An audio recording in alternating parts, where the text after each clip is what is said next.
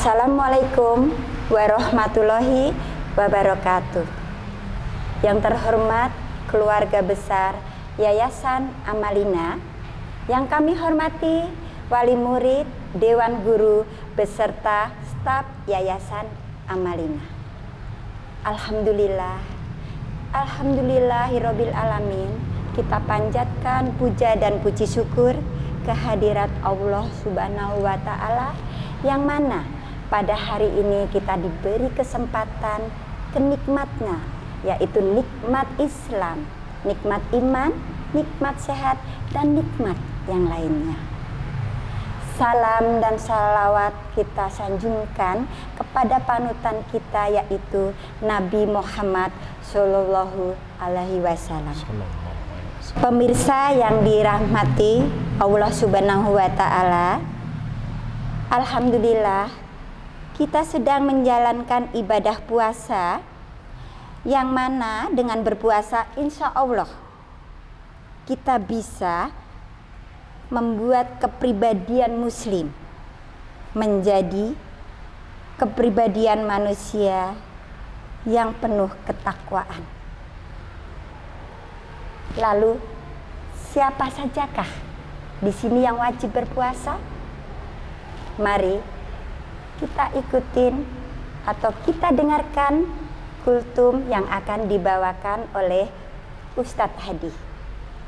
Assalamualaikum Pak Ustadz. Waalaikumsalam Ibu. Bagaimana Pak kabarnya? Alhamdulillah baik Ibu. Alhamdulillah Pak Ustadz. Alhamdulillahirabbil alamin. Oh iya Pak, apakah masih menjalankan puasa Pak Ustadz? Alhamdulillah. Ibu gimana Bu? Alhamdulillah Pak Ustadz. Alhamdulillah. Iya, kita bisa menjalankan ibadah puasa sampai saat ini. Mudah-mudahan selesainya nanti lebih lancar ya Pak ya. Begitu Amin. Pak Ustadz. Semoga puasa Ramadan ini kita semua lancar. Amin. Oke, silakan Pak Ustadz. Kami waktu dan tempat kami persilahkan. Terima kasih Bu.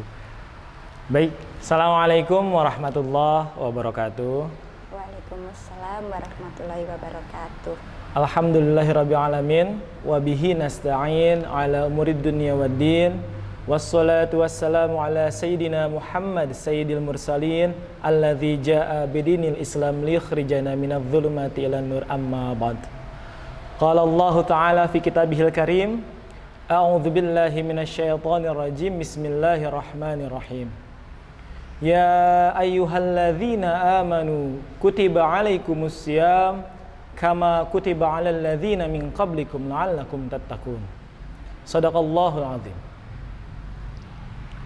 Pemirsa yang dirahmati oleh Allah Subhanahu wa taala.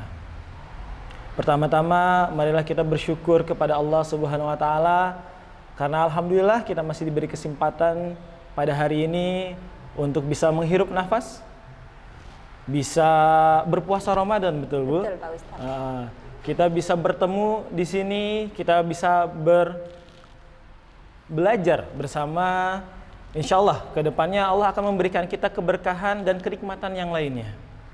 Salawat beriring salam tak lupa kita haturkan kepada junjungan kita, suri tauladan kita, idola kita, qudwah hasanah kita, Nabiullah Muhammad sallallahu alaihi wasallam. Kata Ibu Tri tadi, kita pengen tahu ya. Iya betul. Kira-kira siapa aja sih gitu yang diwajibkan untuk berpuasa Ramadan? Betul Pak Ustadz. Mungkin dari teman-teman di sini atau pemirsa di sini ada yang belum mengerti mungkin. Iya. Betul, atau misalnya ada yang anak SD, kira-kira saya sudah wajib apa belum ya? Betul Pak. Jadi puasa Ramadan ini Allah turunkan kepada Rasulullah SAW, perintahnya itu saat Rasulullah sudah hijrah ke Madinah, ke Yasrib, ya. Kan seperti yang sama-sama kita ketahui, Rasulullah itu hijrah ke Yasrib pada tahun ke-13 kenabiannya. Atau kalau misalnya kita urutkan berarti sekitar umur 53 tahun. Jadi zaman dulu kan awalnya Rasulullah diangkat oleh Allah di Mekah. Setelah itu, setelah 13 tahun ada perintah untuk hijrah ke Madinah. Nah, saat Nabiullah Muhammad SAW hijrah ke Madinah, pada tahun kedua beliau hijrah, beliau melihat kaum Yahudi ini melakukan puasa. Namanya adalah puasa Asyura. Nah, puasa Asyura ini puasa apa? Jadi kenapa kaum Yahudi ini melaksanakan puasa Asyura? Karena ini untuk mensyukuri momen saat Nabi Musa alaihi salam dikejar oleh Raja Fir'aun, lalu ditenggelamkanlah Raja Fir'aun ini oleh Allah Subhanahu wa taala. Nah, setelah tenggelam, Nabi Musa alaihissalam beserta pengikutnya selamat, alhamdulillah. Nah, setelah itu Allah kasih risalah kepada Nabi Musa untuk menjalankan puasa Asyura ini, ya, untuk mensyukuri kebebasan beliau. Nah, melihat itu, Nabi Muhammad SAW menganjurkan umatnya ketika itu untuk melaksanakan puasa Asyura. Biasanya kalau kita melakukan puasa Asyura sekitar tanggal 10 Muharram atau 9 atau 10 Muharram. Nah, di sini akhirnya umat-umat muslim yang ada di Yasrib waktu itu di Madinah melaksanakan puasa Asyura. Nah, tapi ada sedikit cibiran dari kaum-kaum Yahudi. Wah, katanya umat Islam ngikutin kita nih. Puasa Asyura ngikutin kita. Nah, setelah kejadian seperti itu, Allah menurunkan ayat di surah Al-Baqarah ayat 183 yang tadi saya bacakan. Ya ayyuhalladzina amanu kutiba alaikumussyam. Jadi kita umat muslim diwajibkan untuk berpuasa. Nah, sekarang kira-kira siapa aja sih? Betul, gitu. Pak Siapa Ustadz. aja sih yang wajib berpuasa, Pak Ustadz? betul? Ya? Apakah saya sudah wajib Atau saya sudah wajib? Iya, betul Ibu. Atau misalnya adik-adik TK, SD, apakah sudah wajib? Nah, di ayat tersebut Allah sudah memberikan jelas, ya. Di situ syarat wajib yang pertama untuk mengikuti puasa Ramadan yang pertama adalah kita adalah umat Islam. Jadi yang pertama adalah Islam, Bu. Oh gitu ya Pak ya. Pastinya, Pastinya, Pak Ustadz. betul. Kalau Kristen kan ya Pak? Iya, kalau misalnya umat yang lain mungkin bisa Iya, berpuasa, oh bisa. tapi tidak dikhususkan di bulan Ramadan. Oh begitu. Betul. Jadi ya ayyuhalladzina amanu kutiba alaikumussyam. Jadi hai orang-orang yang beriman diwajibkan atas kamu berpuasa. Nah, di situ ada kata kutiba. Wajib. Kenapa enggak Allah kasih kata-kata wajaba? Kenapa kutiba? Karena kutiba ini kalau misalnya kita ambil dari siapa Ibnu Al-Jauzi, ya, para ulama, kalau kutiba ini dia wajib tapi agak memberatkan. Oh begitu. Maksudnya bagaimana kok di puasa Ramadan ini pakainya kutiba? Karena ini di puasa Ramadan banyak tantangan. Oh begitu Pak Ustadz. Betul, banyak tantangan yang harus dilaksanakan. Banyak tantangan yang harus dihadapi. Saat puasa, lapar, pengen A, pengen B, pengen C. Wah, terus pengennya ya, benar. Terus pengen takjilnya nanti A, B, C, D. Terus pengen banyak lah ya, gitu. Terus pengennya males-malesan segala macam, tantangannya banyak. Makanya di sini dibilangnya bukan wajaba tapi kutiba. Ya. Makanya ya ayyuhalladzina amanu kutiba. Nah, di situ hai orang-orang yang beriman, berarti ya selain Islam kita pun harus beriman. Namanya beriman berarti ya menjalankan perintah Allah, menjauhi larangannya.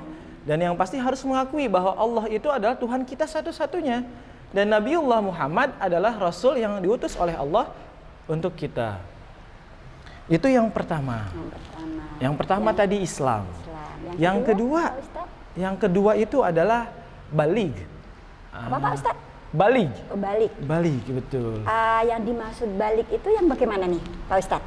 Balig itu berarti ya kalau bahasa gampangnya ya mencapai kedewasaan. Jadi bisa membedakan mana yang baik, mana yang buruk. Nah, tapi ada tanda-tandanya, Bu. Oh begitu Pak Ustadz. Itu kalau balik itu kira-kira sekitar usia berapa ya Pak Ustadz ya?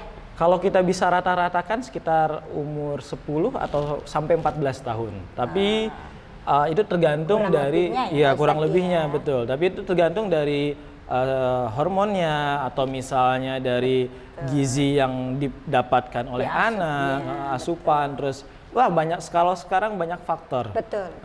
Ada mungkin yang umur baru menginjak 10 tahun baru haid misalnya, atau baru balik untuk perempuan, atau misalnya ada yang udah 14 atau baru menginjak 15 baru mulai balik, itu pun ada. Jadi itu setiap orang berbeda-beda. Nah, tanda-tanda baliknya itu seperti apa?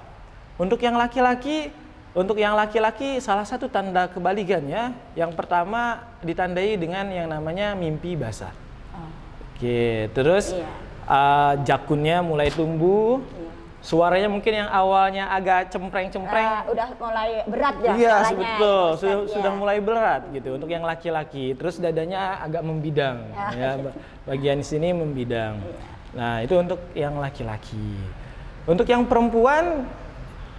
perempuan tidak jauh berbeda sebenarnya.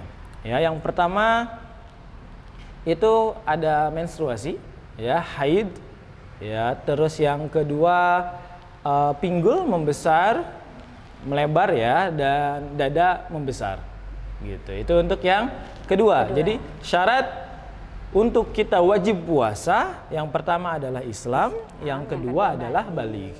Betul. Ada yang ketiga Pak Ustaz? Ada. Oh, ada, alhamdulillah. Oke Pak Ustaz. Yang ketiga yaitu berakal. Nah, berakal di sini berarti dia bisa tahu mana yang baik, mana yang benar, apa yang dia lakukan itu sesuai dengan apa yang dia pikirkan, ya. Jadi kalau misalnya orang yang, mohon maaf, ada ODGJ, misalnya orang yang ada gangguan, berarti beliau tidak diwajibkan untuk melakukan ibadah puasa. Nah, selain yang seperti itu, ada juga misalnya nih, ada yang tukang mabuk. Mabuk itu kan berarti hilang kesadaran. Nah, saat dia hilang kesadaran, maka dia tidak diperkenankan untuk berpuasa. Oke, ataupun misalnya yang ada mental illness yang benar-benar membuat dia itu sangat terpojok. Jadi benar-benar nggak bisa berpikir jernih. Mungkin banyak tekanan segala macam yang akhirnya dia itu cenderung melakukan hal-hal yang agak negatif. Nah, di situ berarti akal sehatnya agak terganggu. Di situ pun sama dengan depresi seperti itu tidak? Mungkin depresinya, tapi depresi yang sangat-sangat berat, yang sampai dia tidak bisa menilai mana yang baik, mana yang benar, apa yang dia lakukan itu baik untuk dirinya atau tidak. Nah, berarti di situ tidak diwajibkan untuk dia berpuasa. Nah, yang terakhir, golongan yang keempat ya adalah mampu. Ini mampu. Mampu di sini berarti sehat, baik secara fisik ataupun rohani, ya. Jadi mampu menjalankan ibadah puasa dari subuh sampai maghrib, gitu. Nah, ini sesuai dengan ayat selanjutnya. Kan tadi itu surah Al-Baqarah ayat 183, ini lanjutnya ayat 184. Bismillahirrahmanirrahim. Ayyaman ma'dudat faman kana minkum maridun aw ala safarin fa'iddat min ayyamin ukhar. Wa 'alal ladzina yutiqunahu fidyatun ta'amu miskin faman tatawwa'a khairan fahuwa khairul lah wa an tasumu khairul lakum in kuntum ta'lamun. Yang artinya yaitu beberapa hari tertentu. Maka barang siapa yang diantara kamu sakit atau dalam perjalanan, maka wajib mengganti sebanyak hari yang dia tidak berpuasa itu pada hari-hari yang lain. Dan bagi orang yang berat menjalankannya, wajib membayar fidyah, yaitu memberi makan seorang miskin. Tetapi barang siapa dengan kerelaan hati mengerjakan kebajikan, maka itu lebih baik baginya, dan puasamu itu lebih baik bagimu jika kamu mengetahui. Jadi di sini orang-orang yang sehat, ya, kalau misalnya kita sedang uzur, sedang sakit, kalau misalnya yang menyebabkan kalau kita berpuasa itu akan memperparah kondisi kita, maka Allah perkenankan kita tidak berpuasa. Nah, terus bagaimana cara menggantinya? Bisa mengganti di lain hari. Gitu. Kalau misalnya penyakitnya memang sudah sembuh, tapi kalau misalnya penyakitnya sangat parah, ya, dan tidak kuat, tidak bisa lagi, ya bisa mungkin membayar fidyah. Oke. Selain itu tadi ada Allah ngasih keringanan ke yang lain. Misalnya dalam perjalanan jauh yang sangat menguras tenaga, atau tadi ada yang tua renta, misalnya umurnya memang sudah renta sekali, gitu, sudah memang tidak memungkinkan untuk beliau berpuasa, maka itu tidak apa-apa tidak berpuasa, tetapi tetap harus diganti. Dan kalau misalnya diganti hari lain pun tidak kuat, nah kita bisa membayar fidyah. Itu. Tapi tidak misalnya kayak saya nih, saya lagi males lah gitu, saya nggak puasa, terus kemudian hari saya bayar fidyah, itu nggak bisa. Tidak bisa. Tapi hanya untuk orang-orang yang benar-benar tidak bisa menggantinya lagi. Gitu. Jadi seperti itu. Jadi dari keempat itu, kalau misalnya kita masuk kriteria keempat itu, maka kita diwajibkan untuk berpuasa, Ibu.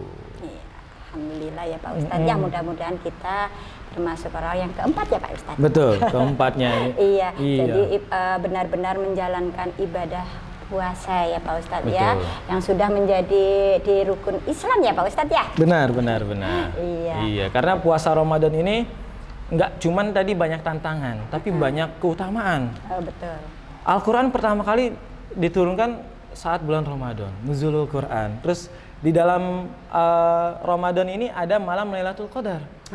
Wah, subhanallah, kalau misalnya kita mendapatkan malam Lailatul Qadar, wah, masya Allah, semua dosa kita yang lampau, apabila kita benar-benar bertaubat dan nasuha, insya Allah akan diampuni oleh Allah Subhanahu Wa Taala. Pahala-pahala yang lain, kita melakukan kebaikan, sholat sunnah kita perbanyak, gitu, ngaji kita perbanyak, insya Allah Allah akan melipat gandakan pahala-pahala kita. Jadi masya Allah di sini, di saat bulan Ramadan ini kita harus benar-benar ya menggunakan waktu kita dengan baik. Jangan mentang-mentang kita lagi berpuasa Ramadan lemas, akhirnya kita tidur dari pagi sampai sore. Nggak boleh. Walaupun katanya dengan sengaja itu Pak Ustadz ya. Iya, tidak boleh. Iya, betul sekali. Benar. Ya. Baik. Oke pemirsa, demikianlah kultum dari Ustadz kita, yaitu Pak Ustadz Adi, yang mana sudah menjelaskan beberapa siapa saja yang wajib menjalankan ibadah puasa. Semoga menambah wawasan dan dalam berpuasa ini. Betul. Ya Pak Di ya? Iya, betul. Okay. Buat anak-anak kita pun yang misalnya, Pak, kita belum balik ini. Iya. Ya nggak apa-apa, kita belajar mentauladani apa yang Rasulullah ajarkan gitu. Yang Allah turunkan melalui Rasulullah, kita mau mentauladani, kita mau sama-sama merasakan bagaimana sih gitu. Belajar. Kan nggak mungkin kita pas lagi balik baru kita berpuasa. Kita kan harus ada prosesnya, betul? Iya. Terima kasih Pak Sama-sama, Adi. Bu. Dari kami cukup sekian, kurang lebihnya mohon beribu maaf. Selamat berbuka puasa. Kami tutup dengan wabillahi taufik wal hidayah. Wassalamualaikum warahmatullahi wabarakatuh.